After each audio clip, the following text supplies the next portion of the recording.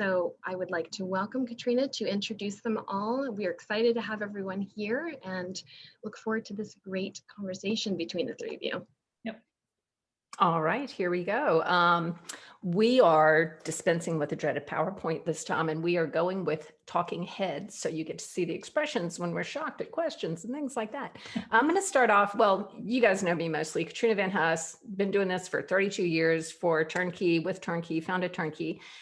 With us, we have Maria Clark, who is currently the EVP of Partnerships at GoodUnited, which is an amazing, I guess, can you call yourselves a startup anymore? You're kind of embedded, you're like maturing. Yeah, but still exciting. And Maria is the EVP of Partnerships there. And she, prior to that, had a 15-year career with the American Cancer Society Relay for Life. So Maria, before I introduce Trisha, jump in and tell us a little bit more about yourself. Well, thank you. First of all, thanks for the invitation for this conversation. I'm excited to be here, and I'm so happy to see so many friends that have joined the conversation. So please be part of it. So yes, as you said, I recently made a pretty significant career shift. And I hate to say this, but way more than 15 years at the American Cancer Society. It's been a long, fulfilling career. I started very young as the Communications and Public Education Director in El Paso, Texas.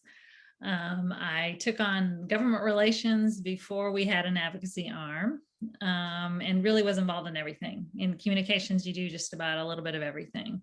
I moved to Dallas and was a communications director there, and then moved on to leadership as the executive director, and then moved to regional vice president for the North Texas region. So really operations, managing volunteers, managing staff, and was part of the first Relay for Life in Lewisville, Texas that we had in the area, and have just, kind of really embedded myself in everything.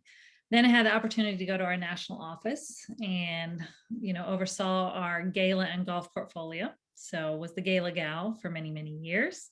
And then just for fun, we added Relay for Life, which was a huge leap because we had such a significant footprint for Relay for Life across the nation. But it was really exciting to be a part of Relay when it was really, facing life cycle challenges, and we were trying to find new innovations within peer-to-peer fundraising. And then the past year before, I took on all of our events. The American Cancer Society put it all under one umbrella. So I had the chance to work on making strides against breast cancer and my friends there, and golf and endurance and anything you call events, and then scaling up DIY. So it was a really long, fulfilling career. And I pretty much did every job we had at the American Cancer Society.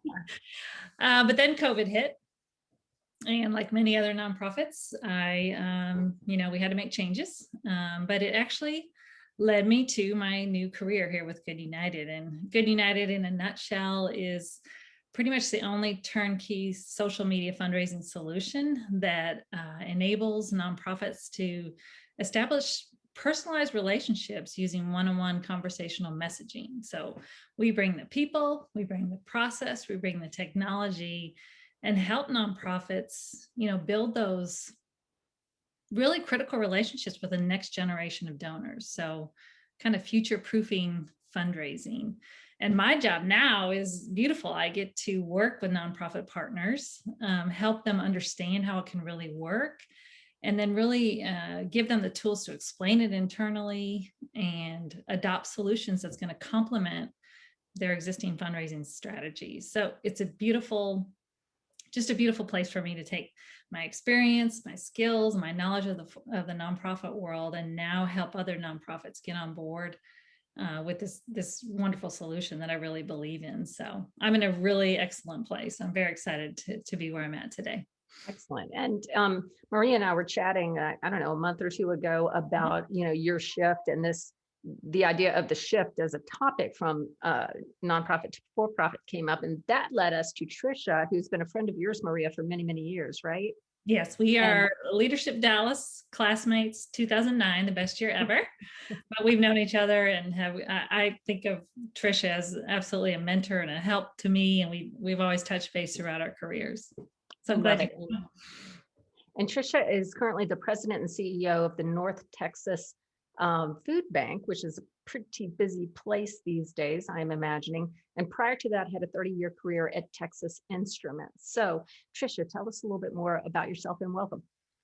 Yeah, so thanks so again for the invitation and for Maria for thinking of me. And I mean, I think this is going to be great fun to be able to bring our different perspectives and hopefully, I mean, what I hope people walk away with is if you have a burning question or something that we don't answer, try to. And so, throw it out there in the chat. We're going to talk, I think, a lot of different areas, but my background, I have a computer science degree with a business background. And so that's really what got me into technology whenever I was in college, though. This is an interesting point because you'll see that there is no way that I could have orchestrated my career. So I will just say that because when I was in college, I found I was working as a student worker on campus, and then there was a staff position that became open as a part-time secretary. So in high school, like all good, people, you had to learn how to type, right? And so you took the business practices class and learned how to type. And so I knew all this stuff, how to do it. And so I applied for this part-time secretary job in a new program called the American Humanics Program. And they have since changed the name of it, of the Nonprofit Leadership Program. But that's what they did. They trained students how to go and work as executives in nonprofit organizations. And I typed the internship guide for those students who was on campus. So then, I had a 30-year career at TI. I moved into more of a marketing area. I never used my computer science degree. It certainly gave me a good background to be able to understand technology and to be able to, be effective, I think, inside the organization. But I love marketing and management in those kind of areas and disciplines. I'm more of the business portion of my degree. So I really utilized that. I did marketing and communications for 2 different business groups. And then I got moved into more of a broader role in our semiconductor group. And it was during that time that I moved from Houston to Dallas. And then in the Dallas area, I moved from there to managing our corporate marketing and communications. And then from there into public affairs. And, TI is very well known for its training programs and training institutes. So as a result of that, I really got exposure to so many wonderful people through these training and development programs that all told me that I was too insular to TI.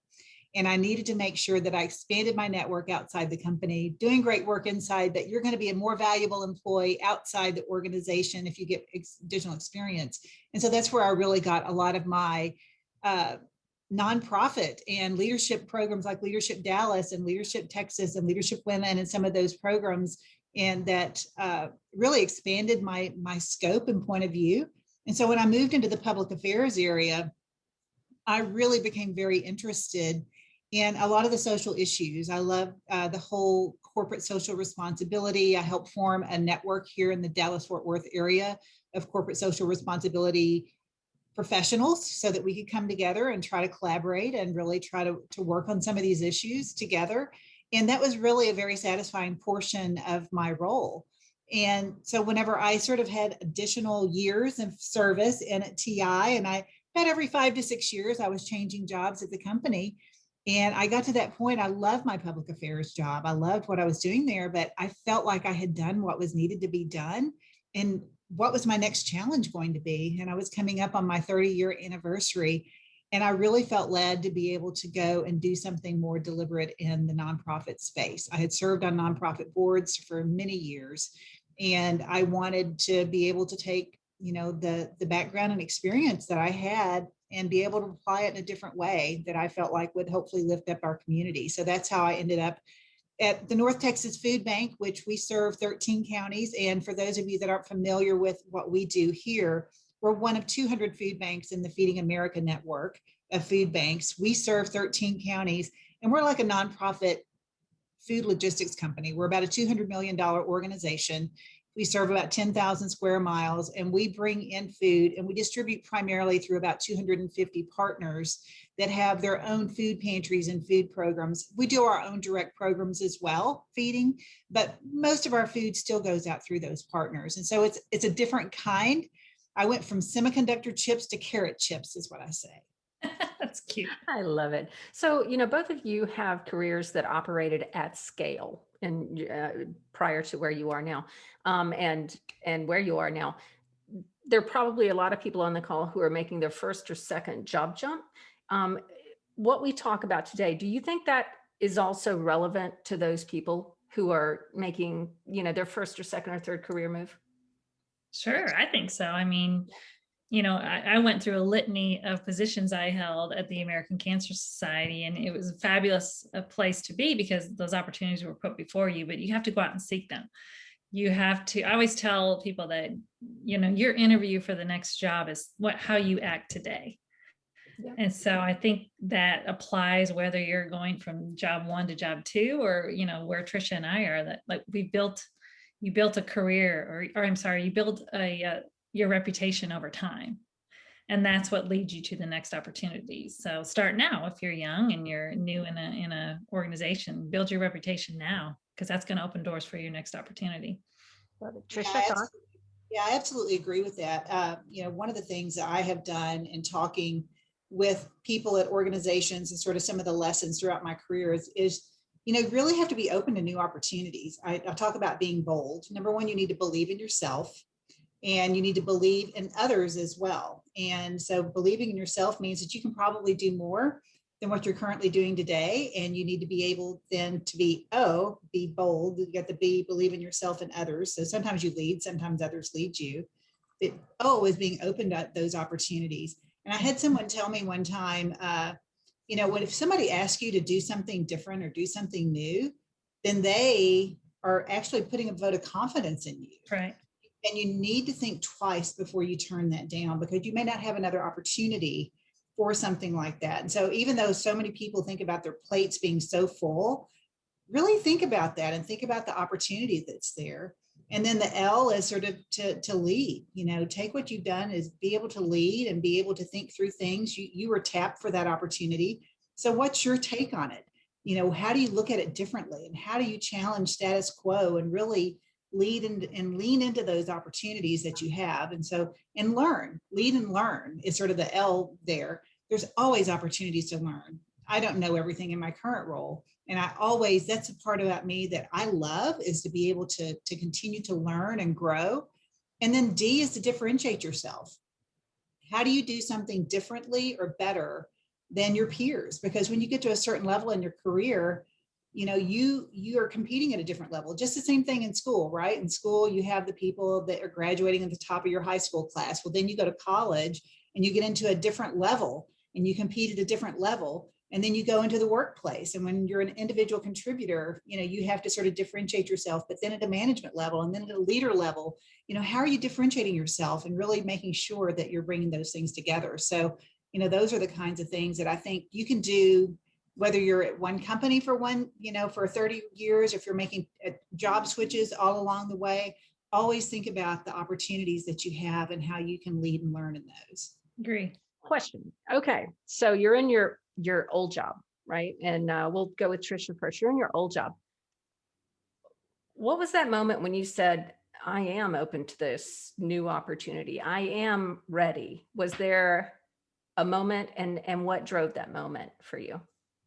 So, in the switch from for-profit to nonprofit, when I went out and I would visit different communities around the world, and you would see the underlying issues that were really making that community not be all that it could be, that it was, we want our communities to thrive. And it really boiled down to some very systemic type of issues overall.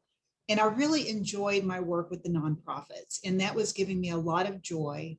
And to be able to take the things that I was learning and the resources that I had access to be able to help some of these organizations in my community be better.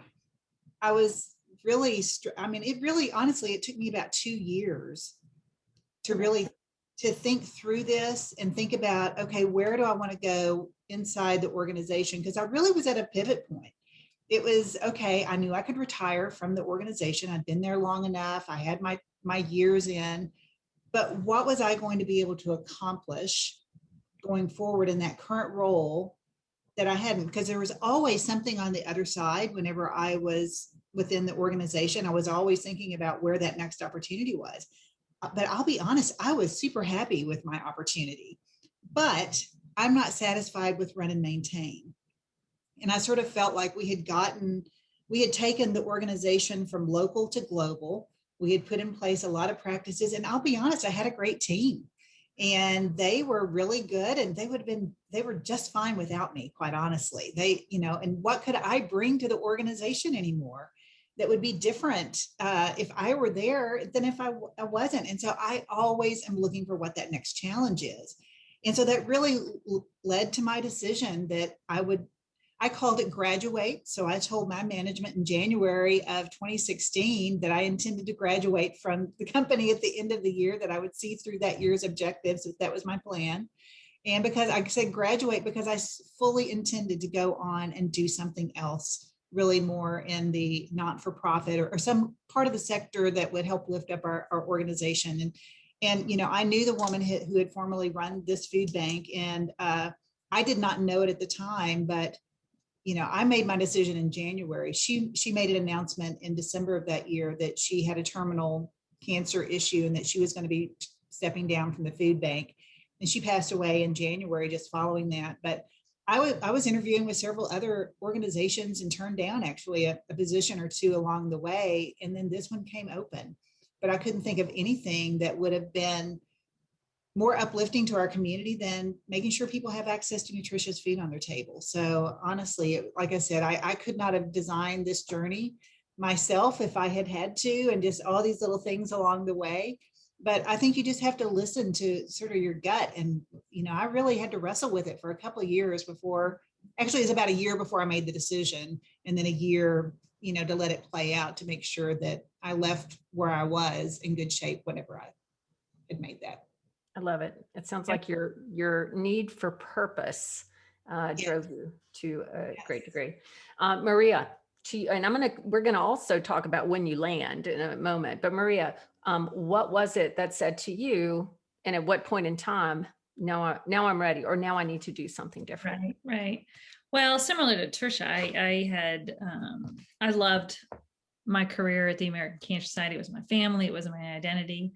I was always given amazing opportunities. There really wasn't a need for me to leave necessarily. I didn't have a date on the calendar or something happened where I said, this is it. But I did start to recognize, much like Trisha, that, I had an amazing team. We're still friends. They're still amazing people. But I thought, maybe it's time for someone else to have the opportunity to bring a fresh perspective or fresh eyes or a different way of looking. This was what was going through my head, the past year in 2020.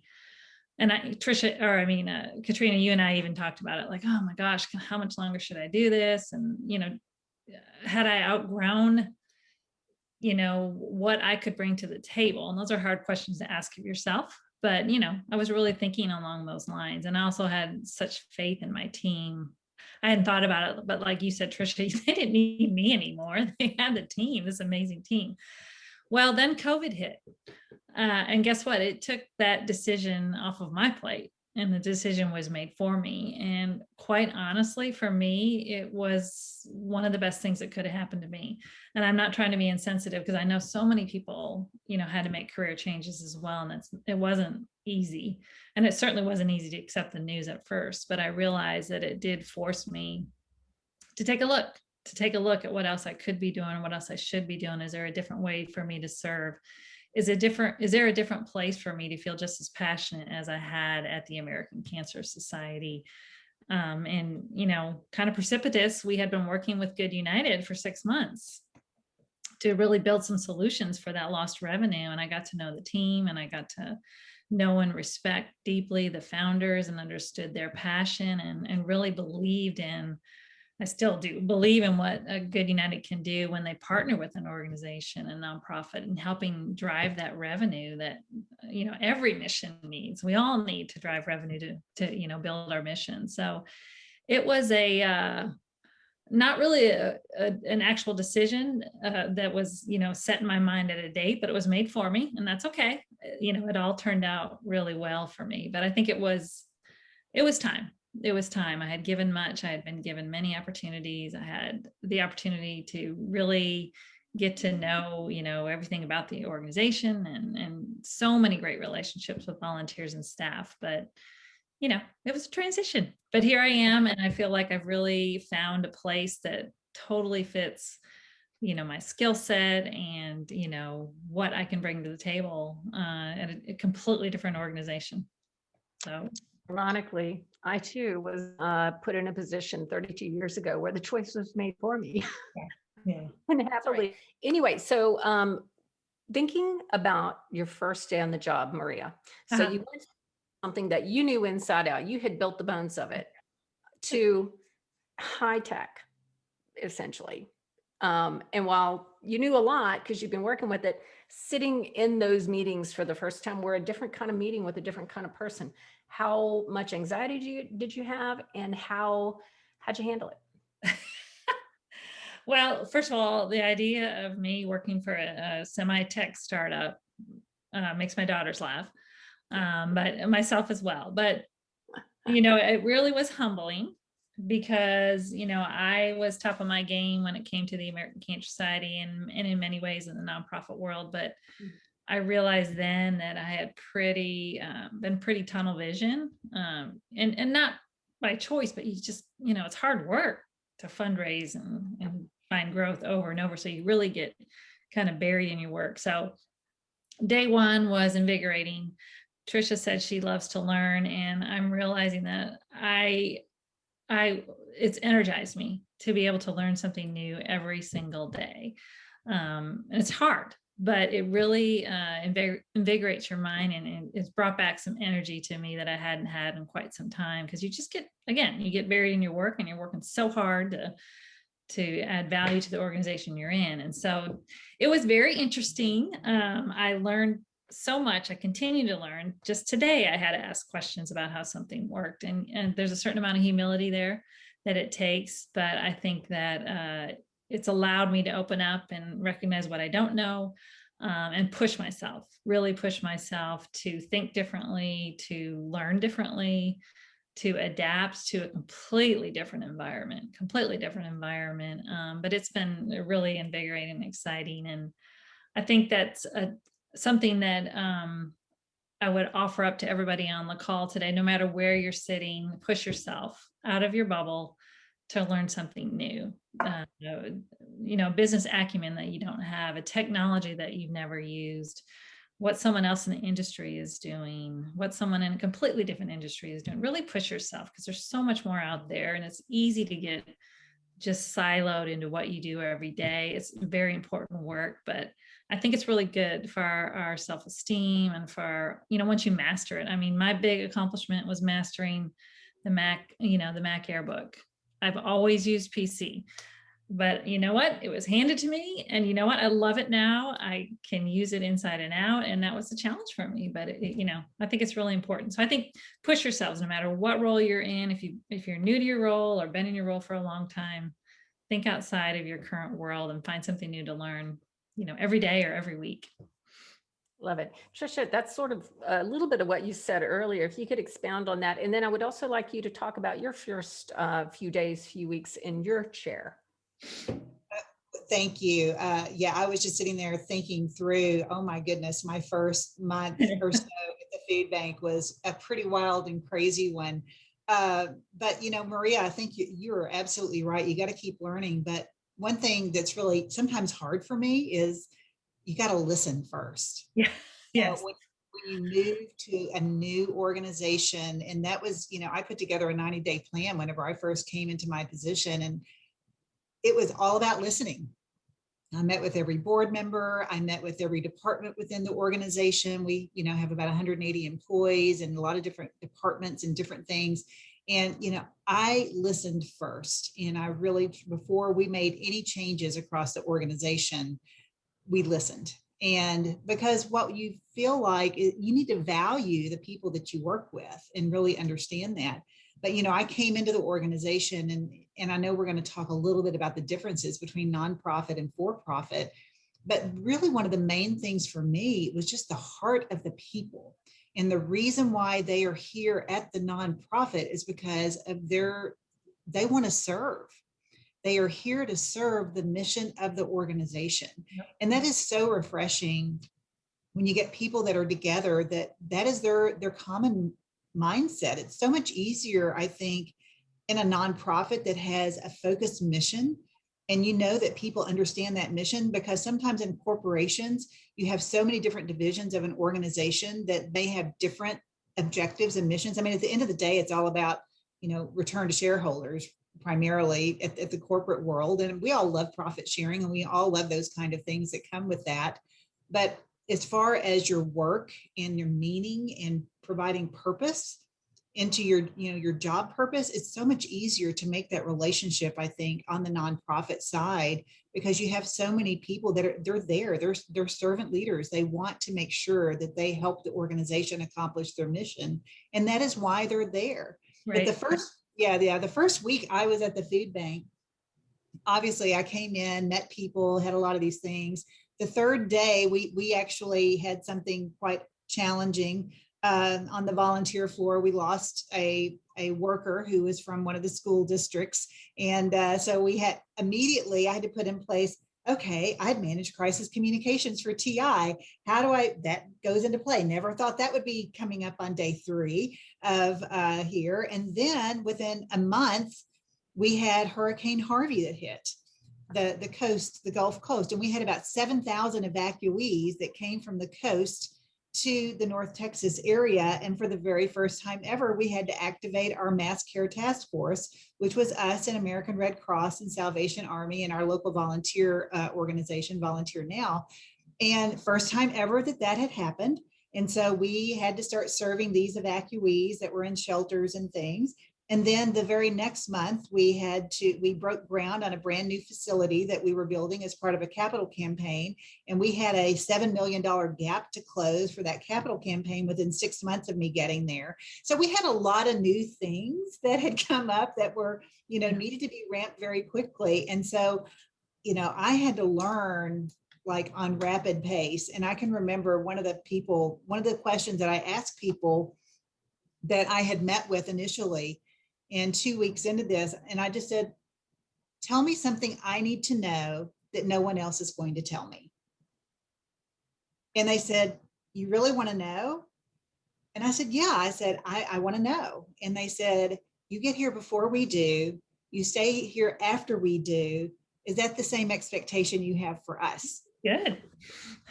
And I thought, what an interesting observation that, people were watching my behavior, because I was drinking from a fire hose and I had meetings all day. And the only time I had was in the morning before everybody got there and at night when everybody left, in order to sort of catch up. And I was like, thank you for asking that. The answer is no. I'm a very results oriented type person. You get your job done, you get the results done. No, you don't have to be here the same amount of time that I'm putting in. I said, you have to understand I'm on a learning curve right now, and I don't want you here interrupting my learning time. I want you to be here whenever you normally get your job done. But, I thought that was, and I've remembered that answer to that. And I've tried to remind myself to ask that periodically, because I always know there's probably something I need to know that people are afraid to tell me. Yeah, that's a really good point. And, I've done some version of that too. Like, please tell me if I'm going down the wrong path, or, pull me up by the shorts, because you just don't know what you don't know. I never really understood that saying, but until I stepped into a completely different role. Right. And that's what I think. I think when you go into a new role, you need to acknowledge that you don't know everything about it, and lean on those people in the organization that can help you learn. Exactly. And I think it's a two-way street, right? They get heard and you learn from that. And then that you have people in the organization that you can go back and you can ask those questions to as well. So Maria, one of the things Trisha just said is like, it's so nice to have people aligned around a mission. And then, you caveated like each different business department has their own objectives. GoodUnited is very connected to the nonprofit sector. So I'm not sure there's a direct comparison, but what is the difference in motivations in people that you've seen since moving to a for-profit entity? Mm-hmm. Well, I feel like it's a unique situation being at GoodUnited, because that was what attracted me, is their passion for the mission of their partners. And so helping not just, I mean, I gave my life to the American Cancer Society in fighting, eradicating cancer, and that was really personal to me. And when I came to GoodUnited, I realized that every one of our team members has that same passion for our partners.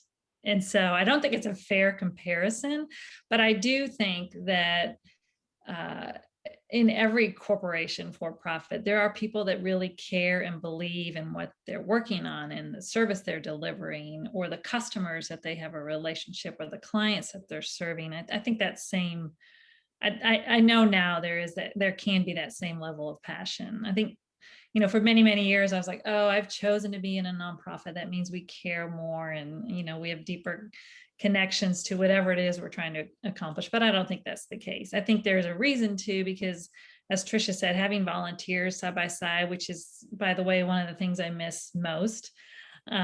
Volunteers really revive your spirit and make you understand every single day why you work so hard at a nonprofit. But I don't think it's fair to minimize anyone in the, you know, for-profit world doesn't have that same passion, because they do. They have a passion for what they're doing. They have a passion for the people that they work with. You know, they have a passion for making their company better. And I've really witnessed that at GoodUnited. But we also do have that connection to so many different missions. And that's been just beautiful for me to be able to take that same emotion and bring it to my job, a new job in a completely different world. Well, and I actually want to add one thing on top of that. So whenever I was on the corporate side, one of the things we tried to do is really think about employee engagement. And I actually got onto this concept called job purposing.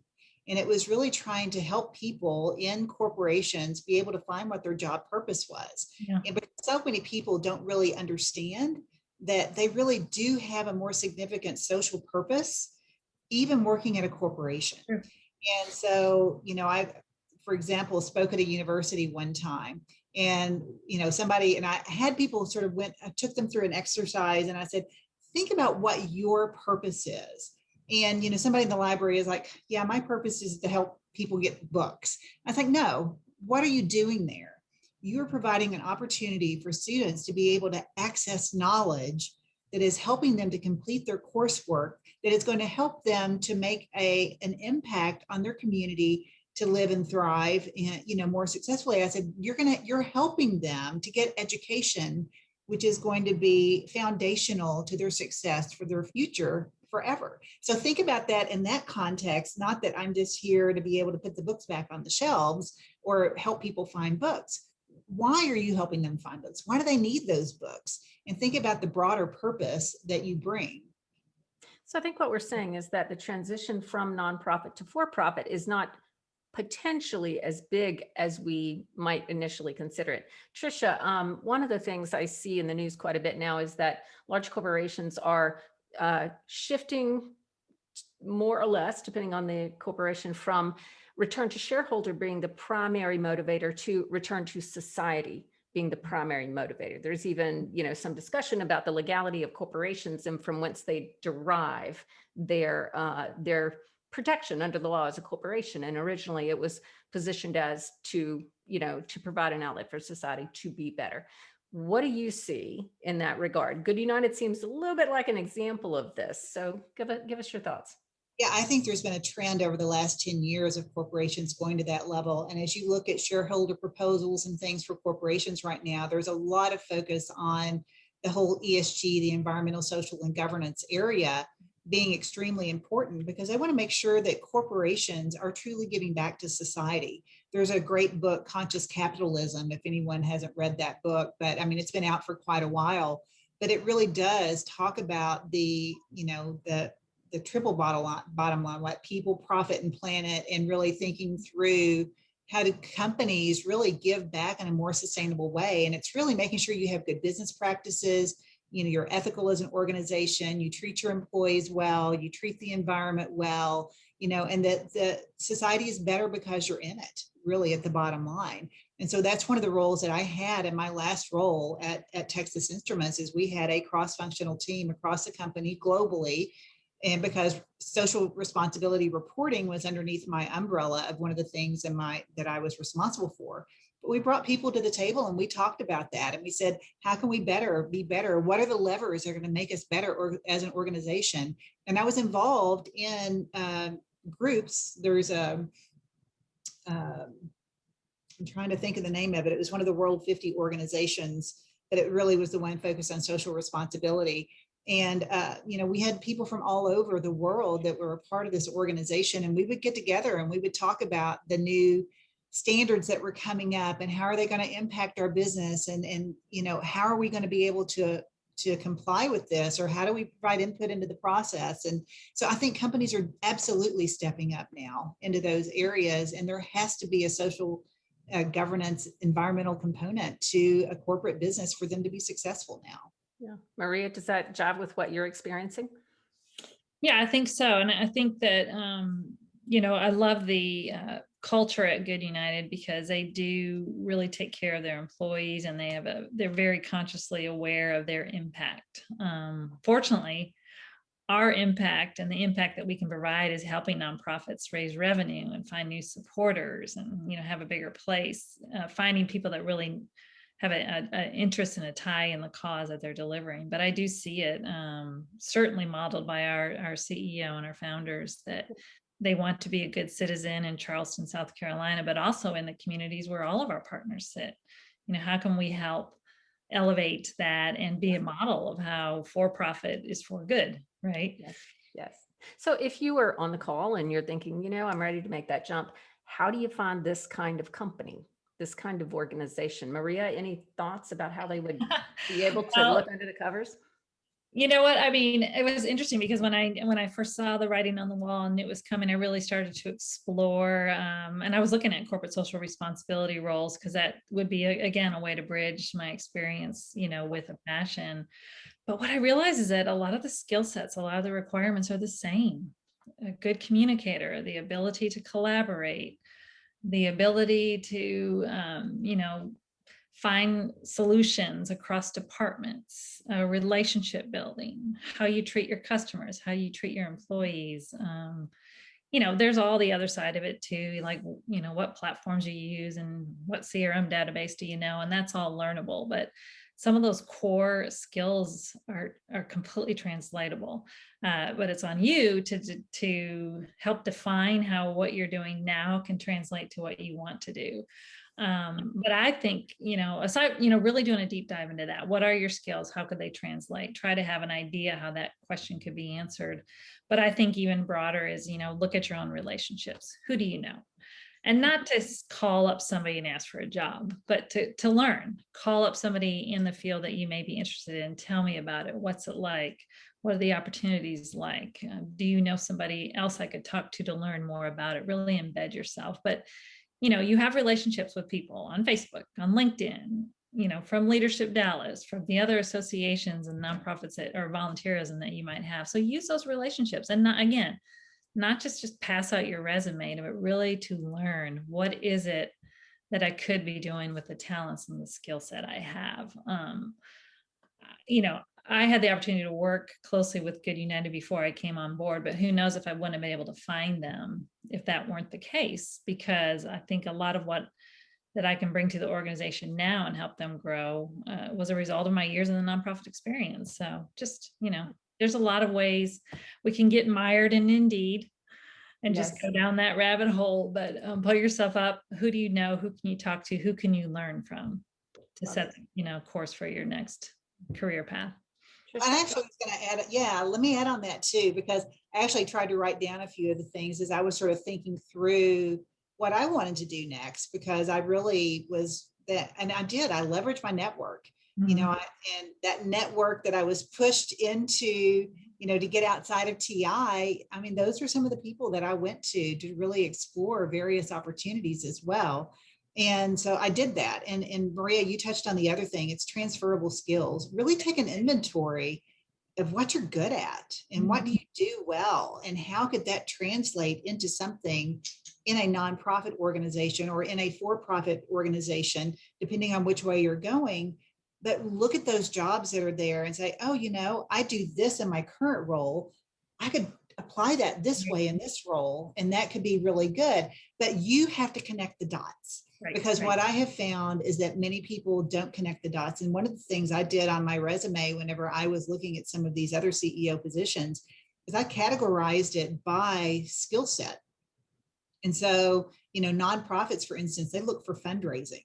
So what have you done from a fundraising? They wouldn't think about somebody, if I just submitted my resume with 30 years at Texas Instruments, they wouldn't get the fact that I actually had served on nonprofit boards, that I had chaired, event galas, and that I had chaired development committees, and that I had raised money, and I had these other experiences that would not have been apparent on my resume. You have to think holistically about how you present yourself and what are those skill sets that you have that could be beneficial to whatever job it is that you're applying for. And, the same thing for nonprofit. I had so many people from nonprofit that said, I want to get into social responsibility, or I want to be able to do this. How can I make that bridge? And I said, you've got to connect the dots. I said, think about the fact, what are the experiences that you have with your nonprofit that would be beneficial on the corporate side? What are the insights that you might have that might be different than someone from corporation? It gets back to that D, differentiate yourself. Think about how your experience and your skill set will set you apart from other people that might be there. Everybody in that organization probably has a corporate background. What can you bring a different lens if you were to come into the organization, and how could you make that organization better because you're a part of it? And then I think another thing that was important as well is whenever I was networking, some feedback that I got was really focus, once you learn enough, focus on what it is you really think you want to do. And then when you're talking with people, make sure that they know that's what it is. Because if you just say, oh, I think I want to go to a nonprofit, or, oh, I think I want to go to a corporation, you're not as likely to become top of mind with that person you're networking with than if you say, I really want to go to a, mid-market size company that is just maybe starting their journey in corporate social responsibility, and they need someone to really come in and put the program together. That's what I'm looking for. Or, then they're going to be able to help you make connections better, and you're going to become more top of mind as well. Excellent advice. Maria, any thoughts on that? No, that's true. And I think, I love what you said, that to connect the dots. In my mind, it's tell the story. So you have to be ready to tell the story, and you don't always get the chance to do that in person. So a very wise person helped me update my resume and put it in sections based on skills that really kind of made me really understand that what I was doing here could apply in other industries. So I think that's a great idea. Excellent. To connect those dots. Here's a hard question. So you go to this for-profit that's nonprofit connected. What did you not see coming? Like, whoa, didn't see that coming. Anything? And Trisha, same question. Like, what was, is it the fact that they work shorter hours or longer hours, or they communicate on Slack instead of email? That sort of thing. Have we been talking? So no, but I'm an advocate, so I've been on Slack with you guys. So I think my bigger shock was less about going from for-profit or from not-for-profit to for-profit, but from a large nationwide complex organization to a relatively small, less than 100 employees startup in many ways, really focused on social media. So the cultural differences there are just beyond. But I mean, I was shocked at how, everybody knows everybody, and constant communications, because there's so few people that you really can't have a personal relationship with everybody on staff. We do use Slack. It's a lot of constant communication back and forth. It's not, after a couple of weeks, I heard somebody say, well, who uses email? So, okay, I got to switch the way I think, the way I communicate. So I think the differences for me were more in the size and the scope of the organization that I had to adapt to, but I was very surprised at how quick it was, how decision-making was quick. Like literally I'm going to set up a call. Can you meet with this partner on Wednesday? It's Monday. That doesn't happen in many other organizations because you have too many approval levels, or you have to make sure you have the right data, and it's just much quicker. So that's been an adjustment. Not hard. I love it. It kind of matches my nature a little bit more, but it was a culture shock. Yeah. Any, knowing what you know now, is there any way you could have prepared yourself for that? I don't know that you could, but I think going into it with an open mind and being ready to adapt to the new, as opposed to trying to convince them to operate the way, I mean, you can't do Right. that. So I Right. think going into it knowing it was going to be different, but I can make it work, and having the confidence that I'm not used to Slack, but I can do that. I love the speed of it. I love the accessibility. Every single person in our organization can tap the CEO at any waking moment to have a conversation. So I think just being open to it. You don't know until you're in there, but you have to be open to it, and be seen as someone who's highly adaptable and willing to become part of the culture, not fight against it. Love it. Trisha, from your background in a for-profit complex analogy to the American Cancer Society, any thoughts? Well, to the food bank, yes. But I will tell you that one of the biggest challenges, I mean, I did go from, a multinational corporation that, we worked on different time zones, and just the pace of what we did was, I mean, you were pretty much 24/7. That was pretty much how it was. And then I came in though to there, and like I said, my first thing was listening, but I will tell you, there was a lot of skepticism when I came in from the corporate side into the nonprofit side, because I think, I did bring with me a lot of business practices. I did bring with me new thoughts and ideas and ways that I felt like that we could help advance. But what I learned, and what then I started doing, is I felt like every time we changed something, I had to always relate it back to the why. Why are we doing this? And why is this going to be helping us to serve our mission better?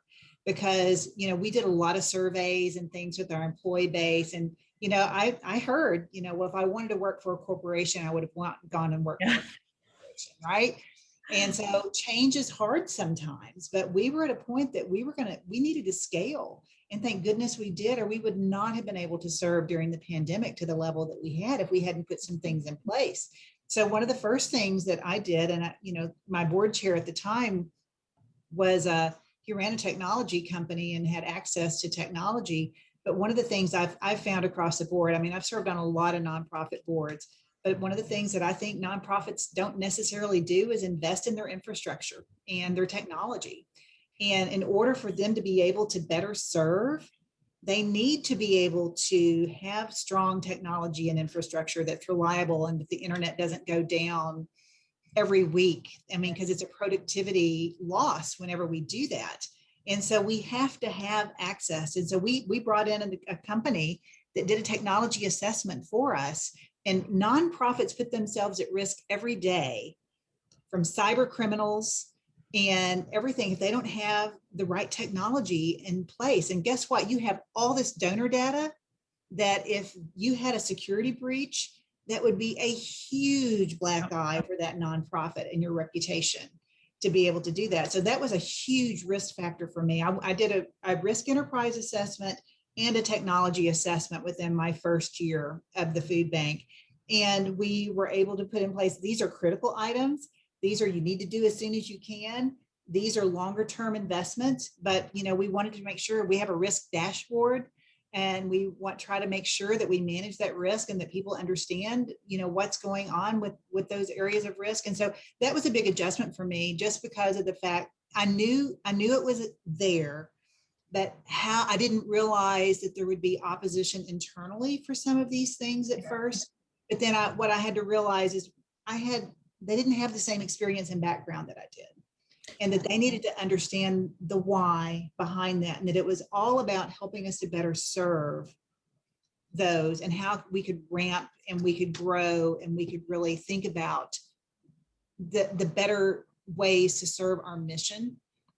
And even business analytics, and really how do we understand data, and how can we use that to better serve our people that we're serving. And so it's been a journey. And then I've some of the other people on my executive team also had some corporate backgrounds, very similar stories to mine. They felt a calling and a need to be able to serve but same kind of thing. They brought in new ideas and new processes and new things, but always having to relate it back to the why, to the mission. Yeah. And I think that's such an important point, Trisha, that the slow to change, and it is often skepticism, but I think there also are constraints that nonprofits have to deal with, because they have these extremely high expectations from their donors and from their board members and from the public that every single dollar is going to mission. And it makes it hard sometimes to pivot to a change. But I like that you worked with others to do an assessment. I think nonprofits should be more open to outside expertise. You don't have all the expertise, and don't waste your time and energy on it. There are others that can help you, whether on a volunteer basis or just a contract basis or a long-term partnership, whatever the case may be. But sometimes nonprofits get in their own way, but I don't think it's out of laziness or just complacency. It's just that it's hard to balance the two. These extremely high expectations. You should run like a business. You should be like a business. Oh, but you don't have money because we don't have a budget for it. So you have to go out and find a donor to do it. And, it just becomes really a struggle. So. And I found that to be refreshing with some of our donors, though. Some of our donors get it. They do. The technology assessment, the risk analysis assessment, both of those were done pro bono. And then even some of the critical items that we identified that we needed to put in place, we had donors that funded it because they said, what's your best, your greatest need? And I said, came out from this assessment, and we need funding to go do that because it's not in the budget. And to do that. And so I think there is a case that we can make on the nonprofit side to be able to do that. All right, I got 5 minutes. I was just one last question on that. It's critical to continue to make sure you bring new, fresh perspectives to your nonprofit. From different industries, from new industries, from, completely different from where you've come from in the past. That's how you help, get people to adapt to change. Got it. Compensation. Let's go there. It was a different question, but now I got a great question in the Q&A. I'm like, yep, we're going there. Plus it's from one of my favorite people. Compensation. What do you see as the differences between the two industries? And is it, related to the level of employment or the number of employees? Trisha, you first. So we do try to be competitive with our compensation, but I will say it's not the same as corporate compensation. I don't get stock options anymore. I don't get, the kinds of other things that you would normally get with a corporate level, but we do pay competitively for our market and for our industry. So we get a compensation study from Feeding America that we can compare it by size. Typically its size is where you see the larger, more complex organizations compensate more than some of the smaller organizations in the network. So we do that. We also look at other nonprofit studies. And then we have on our board, we have some HR experts that we've been able to leverage their compensation teams to also just eyeball it and say, are we totally out of whack where we could not be competitive in the for-profit space? We know we can't meet every perk that every corporation gets, but in order to attract good talent, I'll take fewer people with better skills if we can keep them and retain them and not have them make those jumps. If we can continue to do that, I'll take that versus more people with less expertise. And so, but we know that for those good people, we're going to have to make sure that we can maintain some level of competitiveness. They're here because of the mission, but I still don't want them to feel like they're not being compensated well while they're here. Or fairly. I'll say fairly, not well. I will say fairly. Okay. All right. You have to find ways to treat your employees well in both industries, and there is a little bit more opportunity, and obviously in a for-profit for bonuses and maybe a higher level salaries. But I know that many nonprofits strive to make it a really good working environment with a lot of flexibility, generous PTO and good benefits, so that it does keep individuals for the long term, or at least 5 to 10 years when you really get the most out of your employees. But that's a whole nother webinar, because I think the misperception about this unrealistic expectation you should run like a top-notch business, but meanwhile you shouldn't pay your staff because more money should go to business, is just, it doesn't fit. You can't have the best talent to lead the best organization if you're not paying them at a level that is commensurate with their peers or even, in other industries. So that's a whole nother webinar though. And that's an intriguing one too, for sure. I just was talking with some major gifts officers dealing with restricted giving, which speaks to what you're saying. Yes. So, all right. So we're at the hour. Thank you both so much. If I get questions for you, I'm going to route them to you with your permission, because I imagine there are some specifics that we may not have gotten to. So ladies, thank you so much. I enjoyed being with you today. Thank you. And thanks everyone for coming to listen to our chat. We really enjoyed it. Excellent. All right. Have a great afternoon, everyone. Bye-bye now. Thanks. Thank you.